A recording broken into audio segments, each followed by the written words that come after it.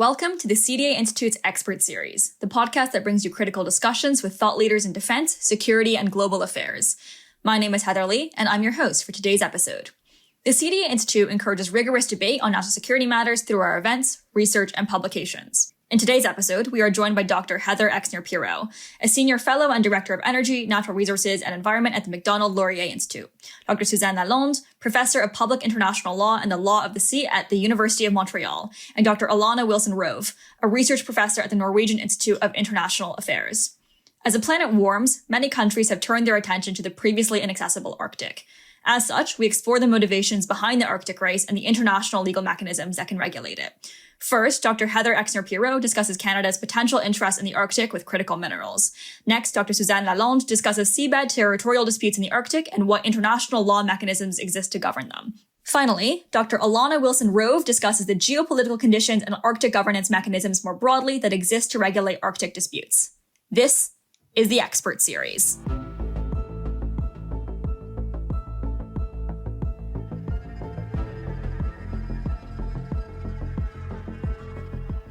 Obviously, Canada has quite high hopes for its critical mineral sector. In the 2022 Critical Mineral Strategy, earmarked $3.8 billion for finding, developing, and growing this key sector in the Canadian economy. All that was in quotes. How much does Canada currently know about its critical mineral reserves? Because obviously we don't just we can't just wave a wand and figure out where our critical mineral reserves are. We have to go and discover them, especially in the Arctic. And how much uncertainty is there about Canada's critical mineral supply? Yeah, so let's just get started a little bit further back with markets and commodity markets. Canada was a mining nation. That you had commodity cycles and booms and invested in Canada in the 50s, in the early 80s, and maybe the early 2000s. But people should know, because we're talking about these battery minerals and critical minerals, that mostly our critical mineral production of these, things that we need for the energy transition are down. That a lot of the investments we made in the past decades, these are non-renewable resources. The mine reaches eventually the end of its lifespan. And what happened is we had a really big commodity cycle, that peaked around 2008, 2012, and then it busted. That China invested so much, it overinvested. There was too much mining capacity and prices went down. So since 2015, there hasn't been a lot of investment in the mining sector, not in Canada and not anywhere. Canada is, on the one hand, has advantages because we are, based on the rule of law, we have a good workforce, we have good environmental regulations. On the other hand, it's tough jurisdiction, high regulatory burden, takes a long time to develop a mine. So we have seen a lack of mining investment since 2015 for sure. And you are starting to see some of our better producing mines, turn the corner, just have reached, the peak and have turned down. So we are producing less nickel, less cobalt, less copper, all those things that we are saying we need, the energy transition and to reduce dependence on China. And so politically around 2019, just a little bit before COVID, and then especially after COVID, is when Western governments started to think about mineral supply chains as to be securitized, to think about these. And so, the United States kind of started first. The COVID pandemic really exacerbated supply chain problems. The problem with China, the ascendance of China, made people think about, the security of our supply chains. And then Russia invaded Ukraine, also kind of noting the volatility, the disruption that comes with relying on adversaries, for your supplies. And so now there's a lot of effort in the West to try to friendshore, nearshore, secure those mineral supply chains. And if you look at OECD countries or NATO countries, however you want to define it, Canada and Australia would be those countries that have the most untapped potential, and are big producers and can produce more. The United States is actually, either the second or third largest miner. China's the largest, Russia and Australia right up there. So the United States is an enormous producer, but it is also an enormous consumer. And so if you're looking for countries that can export more than they need, it would be Canada and Australia. Would you say then that the Arctic interest is kind of based on a combination of the increased awareness of the need for critical minerals for the green transition, batteries, or the new just tech era where we do need a lot of lithium and stuff like that, and also the increasing accessibility of the Arctic due to global warming, that eliminate some barriers that previously might have been in place? I do, for me, this is a bit of a mess. And I always say this to say that the Arctic is becoming more accessible is the wrong way to see it. I say the Arctic is becoming slightly less inaccessible. It's not an accessible place, and it's a very expensive jurisdiction to do mining or resource development in it. And I always want to point this out. In every other aspect of life, we appreciate that climate change is making things harder and more expensive, that it's upsetting infrastructure and all these things. This is also mostly true in the Arctic. So the only slight advantage you might get in resource development in the Arctic is, again, some melting of sea ice that might make the shipping lane slightly easier to use. But I want to point out, we're talking about moving from maybe a 3-month shipping season to maybe a 4 or 5-month shipping season. It's still a terrible seasonal shipping season. And there has been a research. It's not straightforward. It's not that there is melting sea ice. But in many ways, especially on the Canadian side, this isn't making it easier to ship. It's loosening all this, ergy bits into shipping lanes. It's making it unpredictable. Old sea ice that used to be kind of a wall of icebergs is now melting, and therefore a lot of new young sea ice is able to go into the Northwest Passage, for example. And so melting sea ice is not actually making shipping easier on the North American side. I might say in Northern Sea Route, maybe a little bit because it's melting faster on that side, or the ice isn't as extensive, but not in Northwest Passage, not whatsoever. Where climate change makes things harder and more expensive is infrastructure, trying to build roads or, railroads or roads on melting permafrost. It's wildly expensive to maintain. We're talking about, $3 million per kilometer. And that will just get more and more every single year. And so again, if you're talking about a deposit that's 300 kilometers from Tidewater, you're talking about $1 billion road before you extract a single ounce that you can sell to the market. At the cost of capital interest rates we have today, no one has that extra $1 billion that they can pay 12% interest on lying around. So those things are actually getting harder. Same with the ice road season, and the diamond mining industry faced this, where climate change is affecting the length of the ice road season. And so where you had maybe 2 months where you can, bring in all of your materials for the entire year.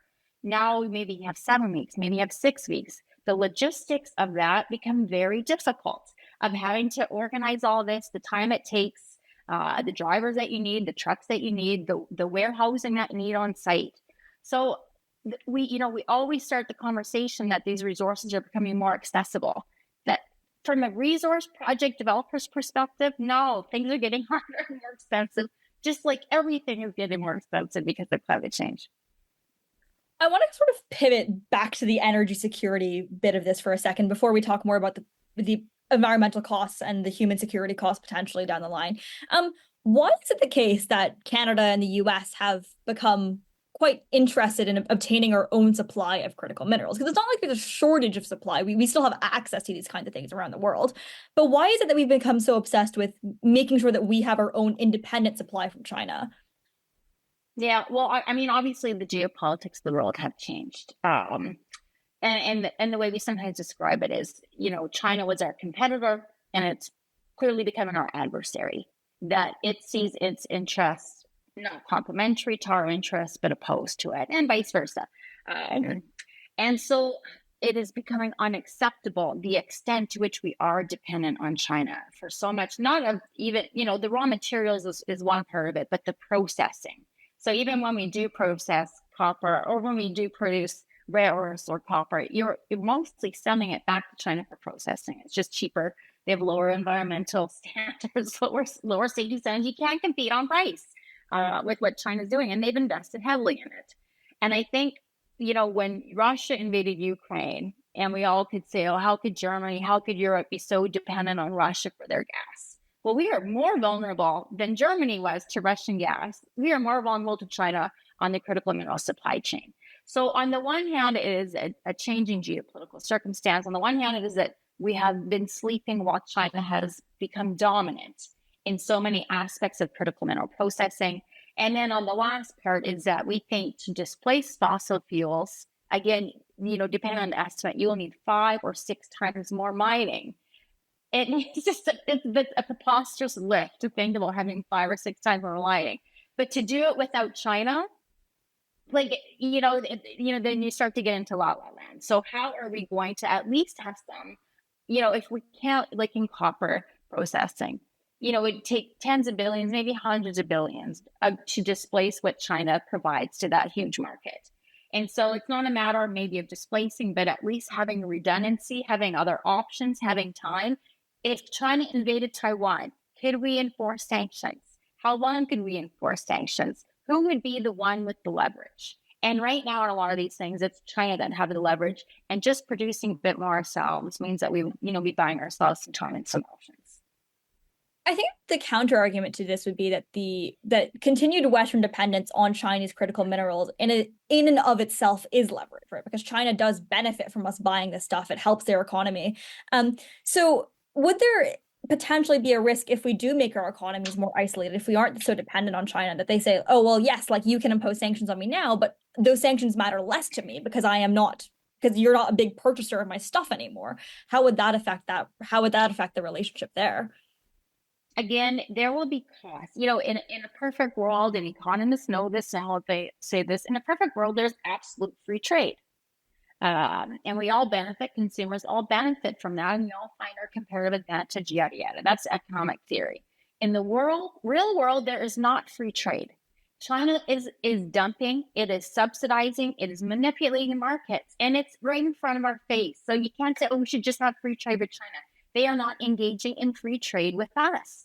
And so if we aren't smart about it, if we aren't playing chess, they're playing chess, we will lose. And again, where you have an adversary that has a lot of power, that is trying to use its strengths to advance its interests, because of course it is. This is the absolute state theory. This is realism. Of course, China is trying to use its strengths to enhance its interests and its power vis-a-vis the West. If we don't respond at all, we will just lose, and so the question now is, do we totally disengage, totally isolate from China? I don't think so. I think economically that would be very painful. That is not the best option. But the best option is to have strength in this relationship. And again, where they completely control things like rare earths, which we actually need for our defense systems. You're depending on your adversary, that's why we're investing 2%, GDP into NATO, is to confront a Chinese adversary, in general. And then you're depending on them for the supply chain for that defense equipment. That's just, it's not strategic. And so trying to maintain free trade, trying to go back to normalization, trying to engage in that free trade, but it's not our choice. I want to make that point. China is putting different options and different choices in front of us, and we have to respond. I want to now turn to the environmental costs of mining, because mining is a notoriously pollution-intensive industry, and there's discussions going on as to whether or not the costs of increasing mining, especially in the Arctic, where there are just a lot more costs associated with it, are worth the trade-offs of having increased access to these sort of critical minerals. Could you talk about these environmental risks that come with mining, and specific environmental challenges that might come with mining up north? I'm always reluctant to frame mining as, notoriously polluting or particularly bad, only because everything has an environmental cost, and this is all involved in trade-offs. You know what I mean? In order to have material well-being and national security, we need to do some mining. And so acting as if it's a choice that we can or cannot mine, which one will we do? Are we in favor of the environment or not? That is a false choice. If we want to have 40 million people in Canada, if we want to have 8 billion people on this world, we have to mine. So then the choice is, how do you do it in the most environmentally responsible way? And how we do it in the Arctic, not uniformly. There are some better mining companies than others. There are some better oversight than others, but it is pretty good. There's, right now with Victoria Gold, there's a very real example right now of a company that isn't operating and maybe didn't have the oversight, the accountability, how this failure happened. We need to explore that. But in general, the standards for mining in Canada, the standards for mining on Indigenous territory, the standards for mining in the territories is very high compared to almost any other jurisdiction.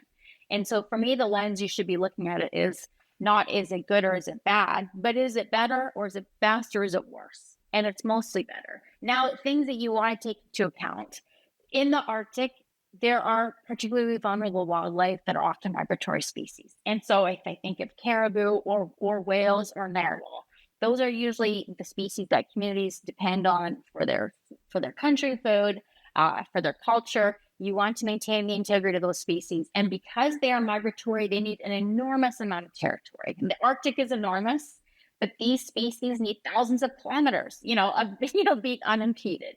And so even a mine, which has a relatively small footprint, if you look at the size of the territory, might affect, the migratory species and how they interact with the land.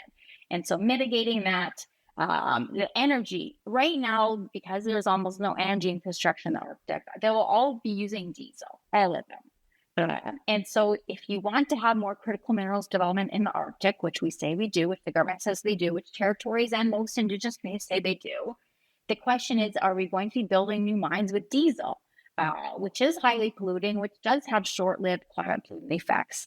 And what are the alternatives to that? And sorry, but you cannot run a mine in the Arctic on solar power or wind power. It needs to be reliable. There's people up there, you will die in January. My husband works in a mine in Northwest Territories. I don't want him up there in January relying on renewable power.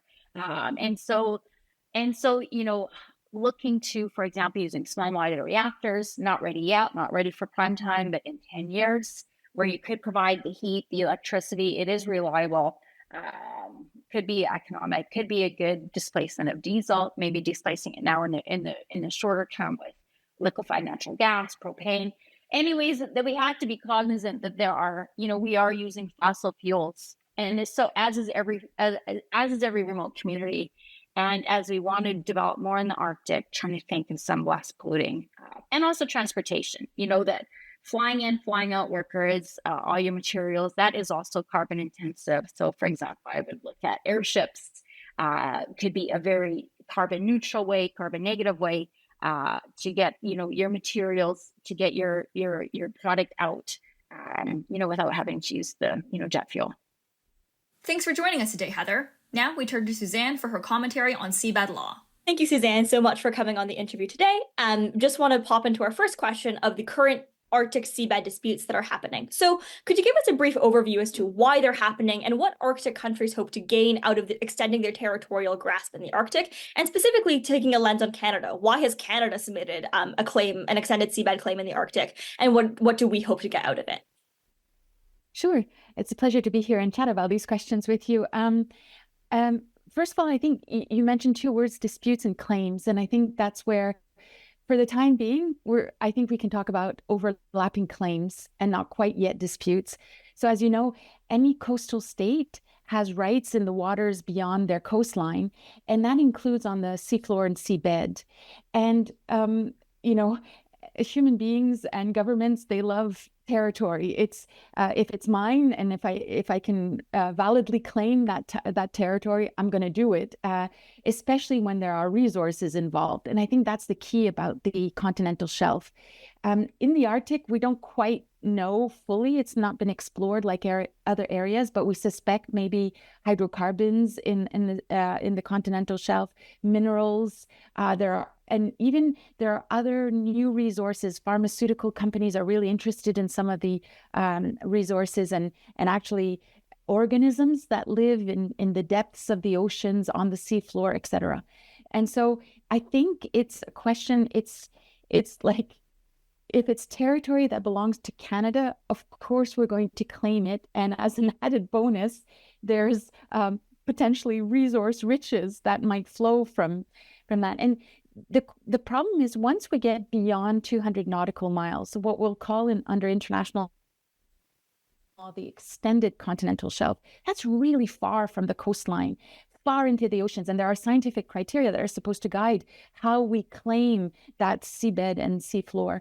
And the problem is, because there are scientific geomorphological and bathymetrical criteria, well, the same seafloor can be attached to the coasts of more than one country. So that's where you get several or different countries claiming the same chunk of ocean seafloor. And that's what's happening in the Arctic. So the Canadian, we claim, we are confident on our science that the Canadian continental shelf extends far into the central Arctic Ocean basin.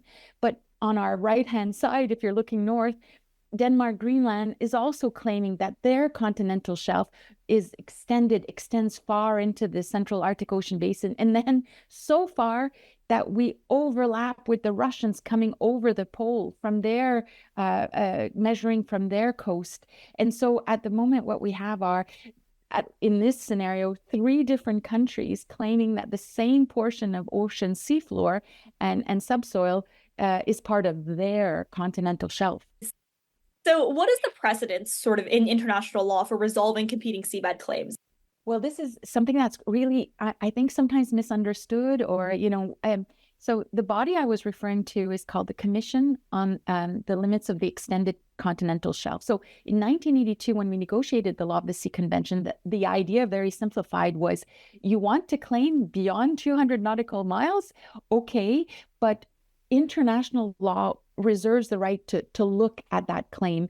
And so they created the commission, and this commission is made up of scientists. So it's not really a legal adjudicative body. It's a scientific body that examines your science.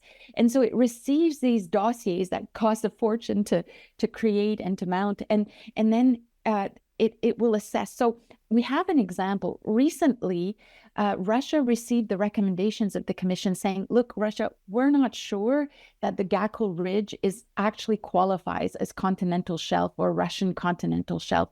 So it does go back to the coastal state and saying, look, according to the legal criteria, I don't think the Gakkel Ridge can be included. Now, what the commission does is just assess, yes, no, your continental shelf can reach to this extent. But then it steps away.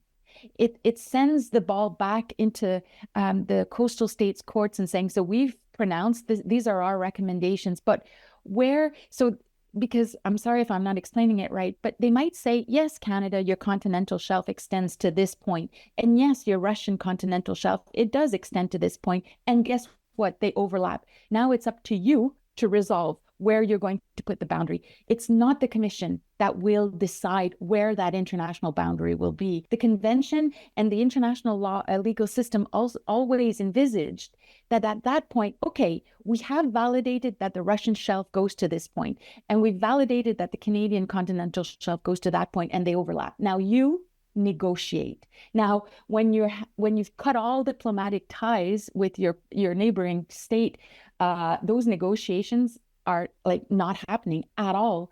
And so although it's going to take very long for the commission to properly assess the Canadian, Denmark, Greenland, and Russian, well, they've done the Russian one, but it will be significant number of years before we have the commission's recommendations.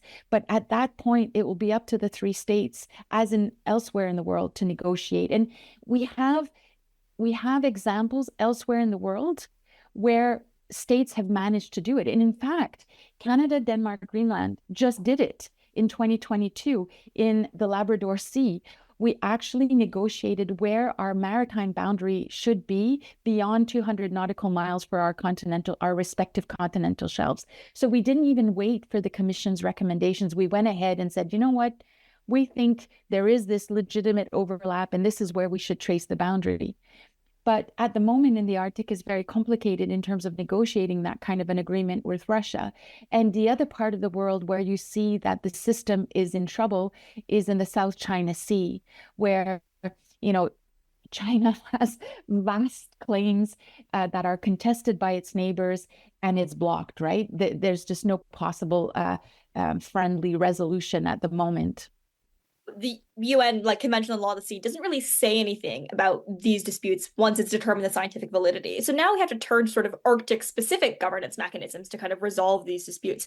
So what kind of Arctic-specific international law governance mechanisms are there? And how effective are the ones that currently exist, such as the Arctic Council or any others that exist in the region? Well, I think there's nothing quite, I think it's one of the most sensitive aspect of statecraft or of what governments do is to negotiate and determine boundaries. It's like of visceral interest to every state. And so every state in the world is very cautious about granting that power of deciding, because you're deciding the extent of your national territory, and you're going to hand that over to a third party, like. And so there are no compulsory, as we discussed, mechanisms that will necessarily resolve these issues. So for instance, states can agree to bring these issues to an adjudicative body like the International Court of Justice or the International Tribunal for the Law of the Sea, like Ghana, Cote d'Ivoire did in 2017, or even Nicaragua, Colombia did very recently. But barring that, and then if we focus on the Arctic, those are the only compulsory that lead to a compulsory decision. So it's not the Arctic Council, unfortunately, and there are no Arctic specific governance mechanism that can resolve these highly sensitive issues. What the Arctic Council can do, and was doing so well, was to bring all the states together. And you can imagine if you're meeting at high level and at high level, senior Arctic official level, working groups, and your officials are working collaboratively to resolve, like, say, environmental issues. It fosters trust. Your vis-a-vis, your counterpart. And so I think what the Arctic Council could do, and although it's very kind of vague, it's extremely useful, is to create those relationships that would have helped, that will help, hopefully, that everything will come back, will help to pave the way for those more sensitive negotiations. And so there's obviously this kind of secondary question that always exists in international law. The first is that there's mechanisms to deal with these sort of overlapping disputes, for example, like the Extended Continental Seabed Tribunal. But there's also a kind of question as to whether or not those decisions will actually be respected, because they derive their power to a certain extent from states. So as you mentioned, Russia's claim has been sort of pushed back a little bit upon by these organizations. But what happens if Russia how will Russia proceed if it decides that it still actually wants that territory? Is there any precedent for how it might react, or whether or not it will follow the international law in these cases? Yeah, that's a fantastic question. And, I was holding my breath around, and even now. So one thing we haven't touched upon is that the Law of the Sea Convention has this whole kind of regime with scientific criteria. And if you're going to claim beyond 200 nautical miles, you have to submit your dossier to the Commission. Except one of the big parties, big players in the Arctic, the United States, is not bound by that process because they're not a party to the 1982 convention. Now, I've been talking to colleagues in the US, and the United States was very careful to do its science, to proceed as if it was a party to the convention. And it's documented its claim beyond 200 nautical miles on the basis of Article 76. But then when it released its dossier in December of 2023, it said, look, at the moment, we're not going to go before the Commission. We're not going to submit it to the Commission. But if other countries want us to do that, we're happy to do that. And I heard behind the scenes that some of the US's allies were saying, no, you're not a party. Don't submit to the Commission. And I was like, oh, and sure enough, in March, what happens in the winter of 2024, you have, I wrote it down, the chairman of the Russian parliament of the Committee in Russia for the Development of the Far East and the Arctic, who reacts very strongly and saying, oh yeah, the US isn't abiding by the convention, we're out, we're going to pull out. And so I know this is a bit sideways from what your question was, and I'm being asked, do you really think Russia could pull out of the Law of the Sea Convention and pull out of the regime? And so that goes back to, so it's received this recommendation from the Commission, which it's not too happy, I think, about with the Gackel Ridge. There is talk that it might resubmit more information to try and convince the Commission otherwise. If it pulls out of the convention completely, it's going to say, thanks, but too bad, Commission. We are no longer bound by your recommendations. So there is that risk. And finally, the word in the convention is the commission gives the coastal state recommendations, not a decision, a recommendation. And I've been working hard. So far, coastal states have gotten everything they wanted from the commission. The commission has said, yep, good, you're good to go. Now negotiate with your neighbors. There's only one other example that I looked at, Brazil. Brazil, when it received the recommendations from the commission, did not get completely, like the commission didn't recommend completely what Brazil had hoped. And 6 months later, Brazil adopted a law that defined its outer limits and did exactly as its scientists had wanted, had claimed.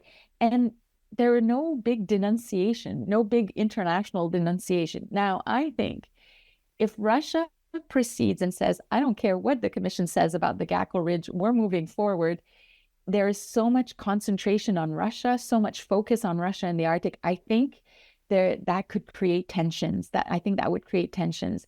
And for the rest, the only other scenario where we would be in trouble for the rule of law is if, say, Canada and Russia, it just wouldn't happen. Russia will never agree to go before the International Court of Justice willingly or before the tribunal. But as you know, if we did go and then we didn't respect that's creates real instability in the international legal order system or the international legal system, a bit like the arbitral award in the South China Sea scenario, where Philippines sort of like wins its case and yet China doesn't budge. It's not good. It's not a great situation for international law. To close us off, we turn to Elana for her commentary on the geopolitics of the Arctic and Arctic governance mechanisms more broadly. Thank you so much for joining me today, Elana. On previous parts of this podcast, we've talked about Canada's critical mineral strategy in the Arctic, the rules governing seabed extraction, and the strength of international institutions. And now I want to turn to a broader geopolitical discussion in the Arctic and context in the Arctic to wrap up this discussion on Arctic security. So could you give us an outline of the major players in the Arctic and why they care about the region? Well, thank you so much for that question. And it's a pleasure to be here on this podcast. Major players, of course, we start often and should start with the Indigenous peoples of the region who are involved in Arctic politics, locally, nationally, and globally, exercising their sovereignty and rights as people. And many of the Indigenous peoples of the region, for example, were decisive actors in bringing about the post-Cold War Arctic order that we have, including, for example, kicking off cooperation in the 8-country Arctic Council. Then, of course, we have the Arctic states themselves who have many formal rights and responsibilities as states in the international system, under global law like the UN Convention on the Law of the Sea, and where the norm of territorial sovereignty stands very firm, that they encompass and contain Arctic spaces. Interestingly enough, I think local communities have also come to play an important role in thinking about Arctic politics. And I think what's an interesting aspect of the Arctic in terms of regional politics is that we have this interplay across scales, that you often might go to conferences or locations where Arctic policies are being discussed, and you see a mayor of a major Arctic city, a leader of an Indigenous peoples organization, and a foreign minister discussing the issues of the day. And then certainly, of course, we have the rest of the world. There are countries that have, for example, a longstanding historical connection to the Arctic, either as polar actors, so they see the Arctic and Antarctic as interconnected in that sense, historical ties to the region from exploration, science, economic exploitation, like the UK might have concerned citizens who feel a connection to the Arctic region and its biodiversity or place as a planetary ecosystem. And then you also have other major powers, which I know we'll talk about more in a minute, but sort of the engagement of China as an Arctic actor, where it enters into this bigger geopolitical picture, but where China has really underlined how it is impacted by Arctic climate change and interested in new shipping routes. Likewise, India is vulnerable to environmental change from the Arctic, with links to the annual monsoon and weather system. So there are many different ways that this Arctic connection is realized. And so we end up with a suite of a very varied set of major players. So now let's turn to the great powers, both near and far from the Arctic. And let's talk about how they're exerting their influence in the region. So obviously we have China, as we mentioned earlier. There's obviously Russia, who is in the Arctic. So could you give us some characterization of how they're exerting their influence in the region? Absolutely. And I think it also helps to look back to some extent. At the end of the Cold War, which you could say, was an unsettled geopolitical moment that opened up for new ways of cooperating and organizing, what we saw is sort of some major powers, especially the US and Russia, really kind of exerting their influence in the region through cooperation. By cooperating as Arctic states, the Arctic states really sought to demonstrate that they are able to manage the region sufficiently and peacefully between themselves. So, for example, again, like in 2008, when there was a lot of concern, a really growing global awareness about how the Arctic was changing from the impacts of climate change, the Arctic coastal states came together to declare the sufficiency of international law and their willingness to cooperate in governing the region between themselves in light of rising global interest in international law as the background. And that's been a big part of the research that I've been doing as part of this project comparing the Arctic, Amazon, and Caspian Sea, is that we see how this kind of cooperation around major planetary ecosystems has important ordering effects. So for an outcome of this post-Cold War cooperation was, of course, many concrete scientific recommendations and some new binding agreements, but it also created a sense of order. And this order in the Arctic, which really emphasized both Arctic states and also Arctic actors in general, was also along the preference of Russia. But of course, things start to change. We know that military and security rivalry has always been there between the NATO states and Russia on the other side. But prior to 2022, with Russia's reinvasion of Ukraine, this was sort of counterbalanced or mitigated or shaped by also a really kind of stated emphasis from other Arctic states on Arctic cooperation. And all of these states, Arctic states, including Russia, still retain some emphasis on the idea of Arctic stability.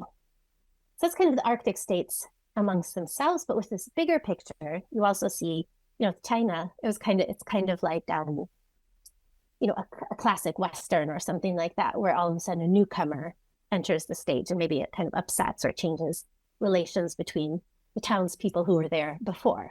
And I think with what we see with China is that, especially with the big kind of divergence that's come about caused by Russia, caused by their war against Ukraine, that there's been a growing concern that is Russia's increasing reliance on economically and foreign policy engagement with China. How will that manifest itself in the Arctic? So I think there's a concern that one thing is economic cooperation and another thing is if it really expands this major power, Russia-China cooperation in the security sphere could be very kind of game-changing for Arctic politics as well. And that kind of leads nicely into my next question, which is there kind of a risk of escalating tensions in the Arctic that threaten both human forms of security and also traditional security? And if there is a risk, how can we attempt to mitigate it? Well, I think what we see now is that sort of the dynamic of assurance deterrence is now more squarely in the military sphere. In Norway, for example, when Arctic cooperation was at its peak, many of the actors and policymakers and civil servants working on Arctic issues really saw themselves as part of the assurance side of an assurance deterrence dynamic in the Arctic. And now that much of this, some cooperation remains, a lot has been diminished or suspended. And that really places this signaling waves. How does NATO, for example, signal deterrence without aggression in the Arctic? How does Russia really perhaps attempt to do the same? And I think that there, some of the risks of tensions and escalation have always been there. There's always been a concern that there could be vertical escalation in the Arctic, where a small incident or an accident between, for example, two vessels could escalate in an environment where trust is low and communication is impacted.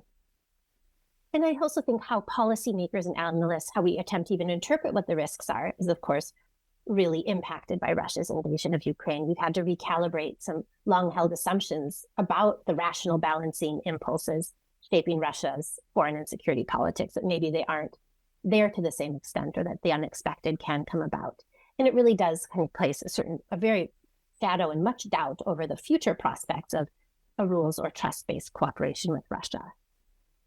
But, nonetheless, most, for example, in Norway, where I live and work, military experts and official analyses tend to note that there aren't indications of Russia seeking to provoke instability or create new military conflicts in the Arctic specifically. And Norway, with NATO partners, has tried to signal this effective capacity to deter Russia while not signaling aggression. And this whole playbook of how to do these signals is being updated with Finland and Sweden joining NATO. But there still does remain that concern about tactical level provocations or accidents that could escalate amid a wider political atmosphere that is very tense. There's also the risk of hybrid threats, from misinformation to espionage to damage to underwater infrastructure like subsea cables. And so I think the whole thing in general, it's led to, for example, in Norway, an emphasis on increasing, calling for political unity around growth for the Norwegian armed forces to improve readiness, as well as a national conversation around defense and security to anchor that kind of growth. I also, other ways, how to mitigate these risks remains a difficult question, but another one is also about using the very strong and remarkable set of international laws we have that create a form of governance for and around the Arctic. And this includes a lot of global level agreements. The UN Convention on the Law of the Sea gives some indication of how to organize economic and territorial interests, as you've talked about with others. And there is also, for example, the Polar Code of the International Maritime Organization that, if it's respected and fully implemented, reduces the risk of costly environmental accidents that could have consequences both for the Arctic itself and other countries' interests. But yet, enforcing and using this global infrastructure remains very important, as well as respecting upholding the binding agreements that give structure, that are a result of Arctic cooperation, and give structure for managing incidents such as search and rescue or oil spill preparedness and response. How much influence do geopolitical and security concerns have in these channels compared to environmental expertise and advice about how to best govern the Arctic? I think it's a really good question. And I think that the experience of this post-Cold War period of cooperation, which was certainly, now that we are in much more difficult geopolitical times, you can look back and see that there was a lot of opportunities there. And many of them were seized by Arctic states and actors to work on kind of integrating these kinds of security risks and human security risks. For example, thinking of how environmental damage could be, of course, damaging to communities, damaging to the Arctic environment, but also could result in tensions that could escalate. So I think for many of the Arctic states, it's difficult to say. They're surely all different in their own ways, but at the same time, I think there is a growing sense of how both environmental risk and security risk are integrated. And you see it, for example, in the growing emphasis on climate security issues in NATO, or I think probably in seeing it from the perspective of a Russia studies person, you could say that probably security interests there dominate. But there is a sense also that the state of the environment and also the state of what happens, how the climate change is impacting the Arctic, is also a security risk, especially for a country like Russia, which is about, to varying degrees, 60% permafrost. And how is that going to be impacted by global warming? And while Russian political actors tend to emphasize some of the positive changes that might result, this permafrost melt is really a big threat to Russia's coastline infrastructure, and it's an extremely economically important area. So I think that also that experience and specter of the impacts of climate change has also led to an awareness amongst most states that these issues are interconnected. That's all for today's episode of the Expert Series. If you enjoyed today's episode, don't forget to subscribe to our newsletter and be sure to follow us on your favorite podcast platform so you never miss an update. For more in-depth analysis and updates on national security and defense, be sure to visit our website at www.cdainstitute.ca, where you can find articles, reports, and more. Thank you for listening, and a big thank you to our guests, Dr. Heather Exner-Pirot, Dr. Suzanne Lalonde, and Dr. Elana Wilson Rowe for their expertise.